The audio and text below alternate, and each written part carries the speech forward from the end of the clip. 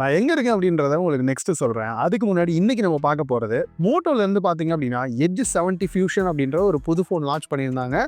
Full test முடிச்சாச்சு, review தான் பார்க்க போறோம். அது கூடயே பார்த்தீங்க அப்படின்னா ஒரு கம்பேரிசனோட பண்ணோம் அப்படின்னா உங்களுக்கும் கிளியராக புரியும் அப்படின்றனால ரியல்மியோட P4 Pro மொபைலோட கம்பேர் பண்ண போகிறோம். ஒவ்வொரு செக்மெண்ட்லேயுமே பார்த்தீங்கன்னா எண்டில் கம்பேர் பண்ணியிருக்கேன். ஸோ இந்த ஃபோன் எந்த அளவுக்கு இருக்குது அப்படின்றத கிளியராக நீங்கள் தெரிஞ்சிக்க முடியும் இந்த கம்பேரிசன் மூலியமாக. அண்ட் அது மட்டும் இல்லாமல் என்ன குறைகள் இருக்குது, நிறைகள் இருக்குது அப்படின்ற எல்லா டீட்டெயிலுமே வீடியோவில் கிளியராக சொல்லியிருக்கேன். நான் எங்கே இருக்கேன் அப்படின்னு பார்த்தீங்கன்னா MWC 2026 ஈவெண்ட்டில் தான் இருக்கேன், ஸ்பெயினில். ஸோ வந்தது ஈஸியாக வந்தாச்சு. ரிட்டன் போகிறது இந்த வார்னால எப்போ என்ன அப்படின்றது இன்னும் கிளியராக தெரியாமல் ஒரு கன்ஃபியூஷனில் தான் இருக்குது. பார்க்கலாம் எப்போ வர அப்படின்றத உங்களுக்கு நான் இன்ஃபார்ம் பண்ணுறேன். நீங்கள் பார்த்துட்டு இருக்கிறது லவுடலி டெக் சேனல். நான் சுகுமார். வாங்க வீடியோக்குள்ளே போகலாம். ஃபர்ஸ்ட் குயிக்காக அன்பாக்சிங்கோட ஸ்டார்ட் பண்ணலாம். பாக்ஸோட ஃப்ரண்ட்லேயே மாடல் நேம் கொடுத்துருக்காங்க. அண்ட் சீலை கட் பண்ணிவிட்டு பாக்ஸை ஓப்பன் பண்ணோம் அப்படின்னா உள்ளே எடுத்தோன்னே ஒரு குட்டி பாக்ஸ் கொடுத்துருக்காங்க. அதில் குயிக் ஸ்டார்ட் கைடன்ஸு, மேனுவல் கொடுத்துருக்காங்க, சிம் எஜெக்டர் டூல் இருக்குது, அண்ட் யூவி ஸ்டிக்கர் கூட கொடுத்துருக்காங்க. நல்ல விஷயம் தான். அண்ட் நெக்ஸ்ட் மொபைலு மேலே இருக்கக்கூடிய இந்த ஒரு ரேப்பரை ரிமூவ் பண்ணிவிட்டு மொபைலை டர்ன் ஆன் பண்ணிடலாம். அடாப்டரை பொறுத்த வரைக்கும் 68 வாட் ஃபாஸ்ட் சார்ஜிங் சப்போர்ட்டோட கொடுத்துருக்காங்க. இதில் ஒரு ட்விஸ்ட் இருக்குது, அது நான் என்ன அப்படின்றத உள்ளே சொல்கிறேன். அந்த Type-C to Type-C கேபிள் வருது. ஃபர்ஸ்ட் நம்ம டிசைன் எடுத்தோம் அப்படின்னா வீகன் லெதர் ஃபினிஷ் தான் எப்பயும் போல மோட்டோ இதுலேயுமே வந்து கொடுத்துருக்காங்க. பட் அந்த டெக்ஸ்சர் பார்த்தீங்க அப்படின்னா ஃபேப்ரிக் ஃபினிஷ் இருக்கிற மாதிரி கொடுத்துருக்காங்க. ரியலாகவே இதுவும் பார்க்கறதுக்கு ரொம்பவே நல்லா இருக்குது. ப்ரீமியமான ஃபீலுமே வந்து கொடுக்குது. சைடு ஃப்ரேம் எப்பயும் போல பிளாஸ்டிக் தான். அண்ட் இந்த கலர் அப்படின்னு வரும்போது கூட எப்பயும் அந்த பேந்தோம் கலர் தான் சூஸ் பண்ணுவாங்க. இப்பயுமே பார்த்தீங்கன்னா 3 டிஃப்ரெண்ட் கலர் வந்து லான்ச் பண்ணியிருக்காங்க. அதுல நம்ம கையில இருக்கிறது ப்ளூ கலர் இருக்கு. இதை விட முக்கியம் 7000 mAh பேட்டரி கெப்பாசிட்டி கொடுத்திருக்காங்க. ஆனா அதே சமயம் திக்னஸ் 7.99 mm, வெயிட் 193 கிராம் தான் இருக்கு. யூஸ் பண்ணும்போது நல்லாவே வெயிட் கம்மியா இருக்கிற ஃபீலும் இருக்கு. வெயிட் பேலன்ஸுமே பெட்டரா பண்ணிருக்காங்க. ஓவரால் டிசைன் வைஸ் பாக்குறதுக்கு அந்த பிரீமியமான ஃபீல் நல்லாவே மெயின்டைன் பண்ணிருக்காங்க. இந்த டிசைன்ல இன்னொரு ஹைலைட் என்ன அப்படின்னா டியூரபிலிட்டி. IP68 and 69 கொடுத்திருக்கனால இந்த மாதிரி டைரக்டா தண்ணியில போட்டாலும் கூட போனுக்கு எதுவுமே ஆகாது. IP69 இருக்கனால இந்த மாதிரி ஃபோர்ஸா தண்ணி அடிச்சாலும் கூட ஃபோனுக்கு எதுவும் ஆகக்கூடாது. நம்ம எப்பயும் போலயே எல்லா போர்ட்ஸ்லையும் தண்ணி அடிச்சு செக்கும் பண்ணி பார்த்தாச்சு.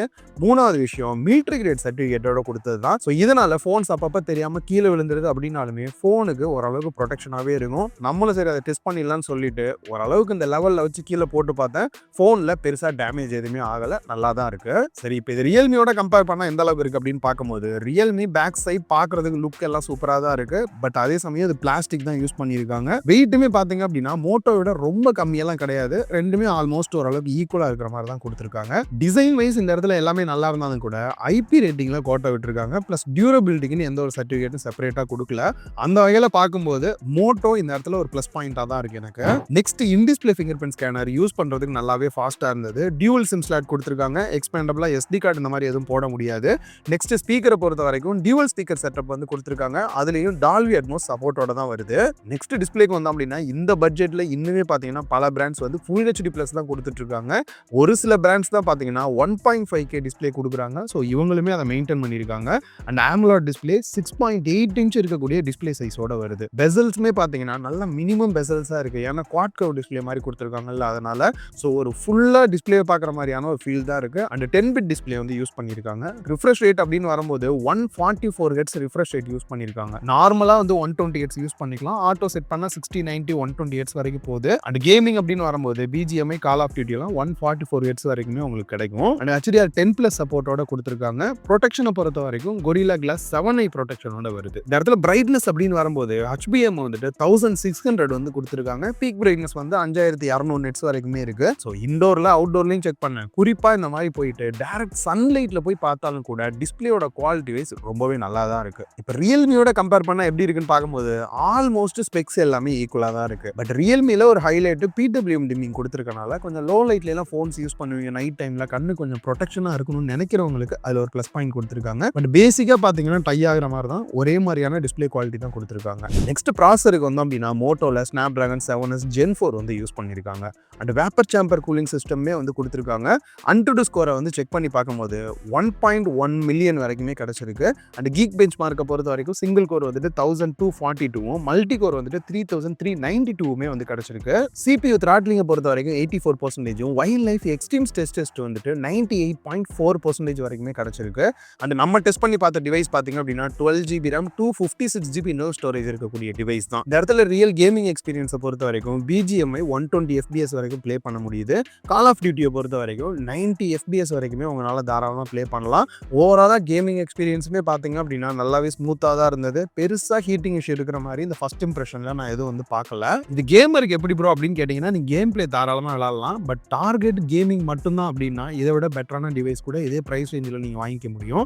சரிங்க ப்ரோ, இந்த ரியல்மியோட எந்த அளவுக்கு இருக்குது அப்படின்னா, ரியல்மியில் ஸ்னாப்ட்ராகன் 7 Gen 4 வந்து யூஸ் பண்ணியிருக்காங்க.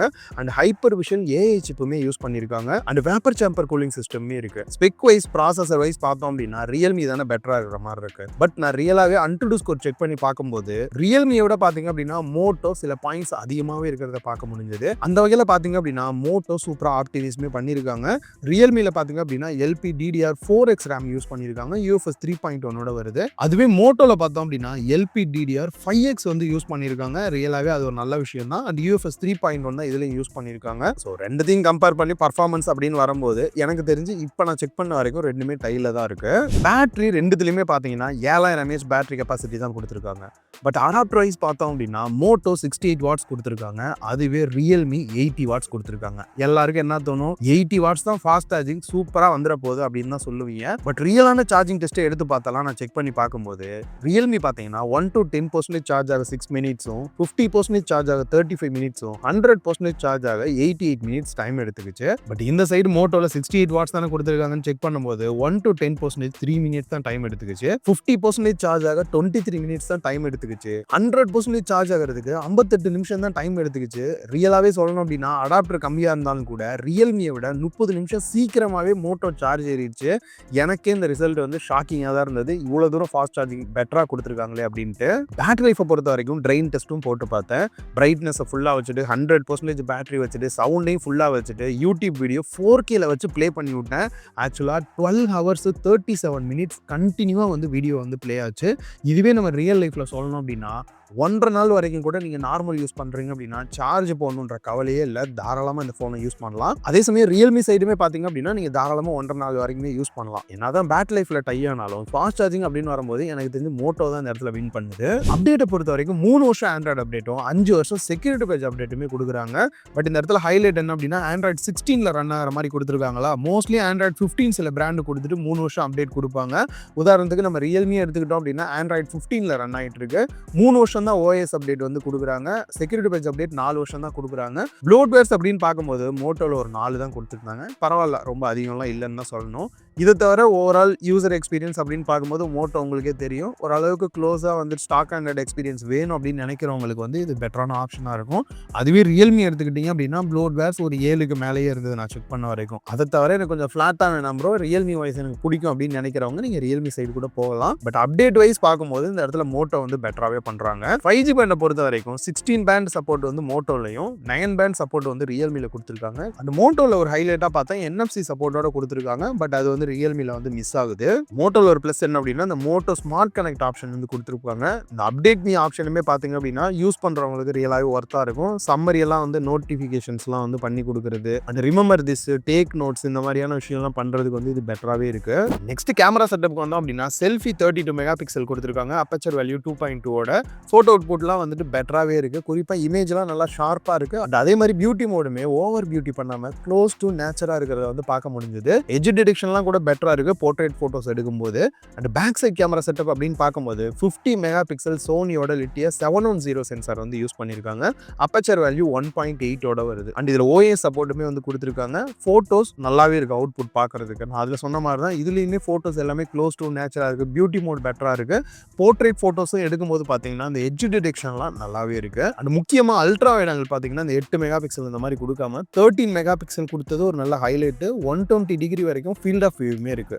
இந்த கேமராவை யூஸ் பண்ணியே பார்த்தீங்கன்னா மேக்ரோ ஃபோட்டோஸும் எடுக்கிற மாதிரி இருக்கு. மேக்ரோ அவுட்புட்டுமே எனக்கு இம்ப்ரெஸ்ஸாக இருந்தது. வீடியோ அவுட்புட்டுக்கு வந்தோம் அப்படின்னா செல்ஃபியில் 4K 30 FPS தான் மேக்ஸிமம் எடுக்க முடியும். அண்ட் பேக் சைட்லையுமே பார்த்தீங்க அப்படின்னா 4K 30 FPS தான் கொடுத்துருக்காங்க. 60 FPS கொடுத்துருக்கலாம். எனக்கு தெரிஞ்ச அது ஒரு ட்ராபேக்காக தான் இருக்குது இதில்.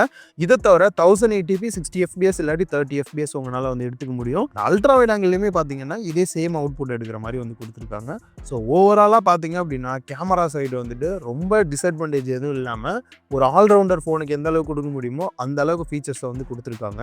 அண்ட் எடிட்டை பொறுத்த வரைக்கும் இதில் இந்த கூகுள் ஃபோட்டோஸ் யூஸ் பண்ணி தான் மேக்ஸிமம் உங்களால் வந்து எடுத்துக்க முடியும். ஸ்பெஷலாக பார்த்தீங்க அப்படின்னா மோட்டோவோட இந்த சிக்னேச்சர் ஸ்டைல் வந்து இருக்கு. இந்த பக்கம் ரியல்மி எந்த அளவுக்கு இருக்கு அப்படின்னு பார்க்கும்போது 50 மெகா பிக்சல் செல்ஃபி ஃபோட்டோ கொடுத்துருக்காங்க. ஃபோட்டோ அவுட்புட் வந்து நல்லா தான் இருக்கு, பெருசாக குறை சொல்கிற மாதிரி இல்லை. மோட்டோவை கம்பேர் பண்ணும்போது இன்னும் கொஞ்சம் ஷார்ப்பாக இருக்கிறத வந்து பார்க்க முடியுது. And back side camera setup அப்படின்னு வரும்போது 50 மெகா பிக்சல் மெயின் கேமரா வந்து கொடுத்துருக்காங்க. 8 மெகா பிக்சல் தான் அல்ட்ரா வைட் ஆங்கிள் கொடுத்துருக்காங்க. ஸோ மோட்டோவோட கம்பேர் பண்ணும்போது அல்ட்ரா வைட் ஆங்கிள் அந்த அளவுக்கு வந்து பெட்டரா இல்லை. பட் மெயின் கேமரா அப்படின்னு வரும்போது ரியல்மியோட அவுட்புட்டுமே பார்த்தீங்கன்னா பெட்டரா இருக்கிற மாதிரி தான் இருக்கு, பெருசாக குறை சொல்ற மாதிரி இல்லை. ஸோ ஃபோட்டோ அவுட்புட் ரியல் டைம்ல யூஸ் பண்ணி பார்த்த வரைக்கும் மோட்டோ சைடு பார்த்தீங்க அப்படின்னா ரியல்மியை விட பெட்டராகவே இருக்கு. வீடியோஸ் அப்படின்னு வரும்போது அவுட்புட் சைடு பார்த்தீங்கன்னா ரெண்டுமே ஈக்குவலாக இருந்தாலும் கூட ரியல்மியில் ஒரு ப்ளஸ் பாயிண்ட் வந்துட்டு 4K 60 FPS front and back ரெண்டுலையுமே எடுக்கிற மாதிரி கொடுத்துருக்காங்க. அந்த வகையில் பார்த்தீங்கன்னா ரியல்மி சைடு ஒரு பெரிய ப்ளஸ்ஸாக இருக்கு. அண்ட் முக்கியமாக ப்ரைஸ் அப்படின்னு வரும்போது மோட்டோல பேஸ் வேரியன்ட்டே பார்த்தீங்கன்னா 8GB RAM 128GB இன்டர்னல் ஸ்டோரேஜோட 27,000 ப்ரைஸ் பண்ணியிருக்காங்க. பேங்க் ஆஃபர் மூலியமா ஒரு 2,000 இல்லாட்டி எக்ஸ்சேஞ்ச் மூலியமா ஒரு 2,000 கம்மி பண்ணி வாங்கிக்க முடியும். அந்த ரியல்மியோட ப்ரைஸ் அப்படின்னு பார்க்கும்போது 8GB RAM 128GB இன்டர்னல் ஸ்டோரேஜோட 28,000 கிட்ட ப்ரைஸ் பண்ணியிருக்காங்க. இந்த ப்ரைஸ் வைஸ் பார்த்தாலுமே மோட்டோ எனக்கு தெரிஞ்சு பெஸ்ட்டான ப்ரைஸில் தான் கொடுத்துருக்க மாதிரி இருக்கு ஃபீச்சர்ஸோட கம்பேர் பண்ணி பார்க்கும்போது. ஸோ வீடியோலேயே ஒவ்வொரு செக்மெண்ட்லையுமே எது வின் ஆகுது அப்படின்றத கிளியராக சொல்லிட்டேன். ஸோ நீங்கள் எந்த மொபைல் சூஸ் பண்ணணும் அப்படின்றத நீங்களே டிசைட் பண்ணிங்க. இந்த வீடியோ உங்க எல்லாருமே யூஸ்ஃபுல்லாக இருக்கும் அப்படின்னு நினைக்கிறேன். இந்த வீடியோ பிடிச்சிருந்தா லைக் பண்ணுங்க, உங்க ஃப்ரெண்ட்ஸ் கூட ஷேர் பண்ணுங்க. மறக்காம லவுட் எலிடெக் சேனலுக்கு உங்களோட சப்போர்ட் கொடுங்க.